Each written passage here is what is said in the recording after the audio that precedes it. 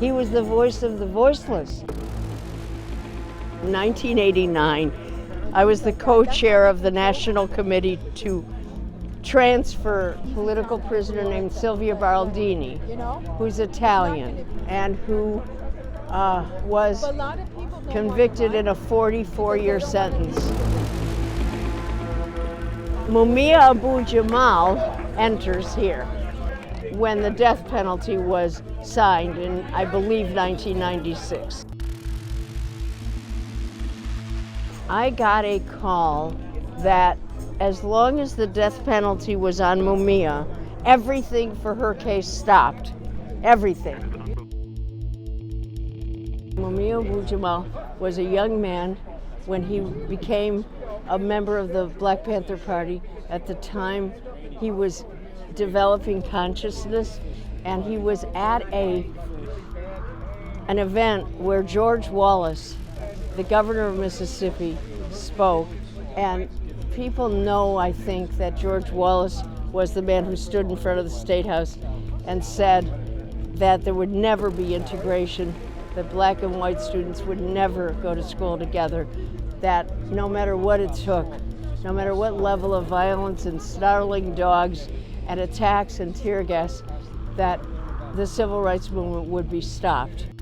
He was beaten very badly at that event, and that impacted Mumia Abu-Jamal, at least as I understand it, to realize that he needed to be part of a movement for justice, and that brought him to the Black Panther Party, where he began developing skills as a journalist and accomplish himself as a journalist.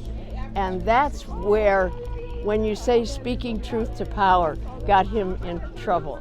Because when he spoke truth to power about the beatings at the Move House, about the repression of the Move organization, and the fact that he was telling a different story than the stereotype that the city of Philadelphia would want people to believe, of course, was to split and divide and to turn us against each other.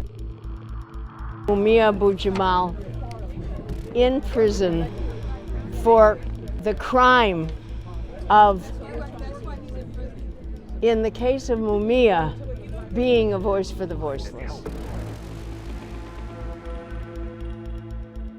The reason he was convicted legally, Veronica Jones, a sex worker in Philadelphia, testified at the trial, only one to do so, that she saw him kill Faulkner. We know he didn't kill Faulkner. Faulkner had someone else's driver's license in his hand. Mumia couldn't make it as a journalist with a family to support because of political tyranny in Philadelphia. And he had a second job moonlighting as a cab driver. The night that they shot Mumia Abu-Jamal, Faulkner was beating Mumia's blood brother with a flashlight. When Mumia's attention was called, they took his head and rammed it against a telephone pole on the way to his being put in the patrol car.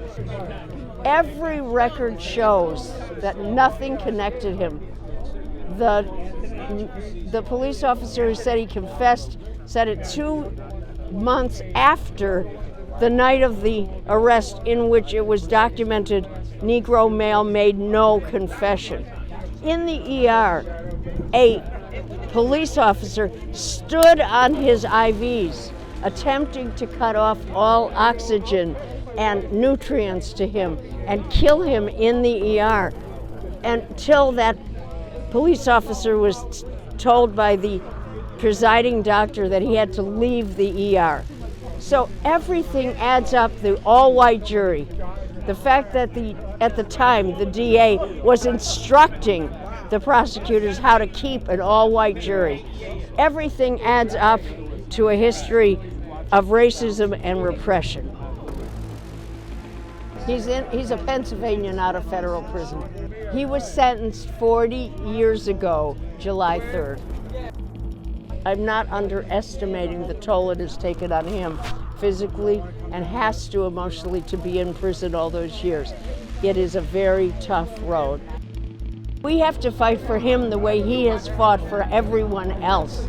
We need to raise a cry demanding that an innocent man be freed. He needs to be freed. We can't sleep until we free him. Free Mumia Abu Jamal.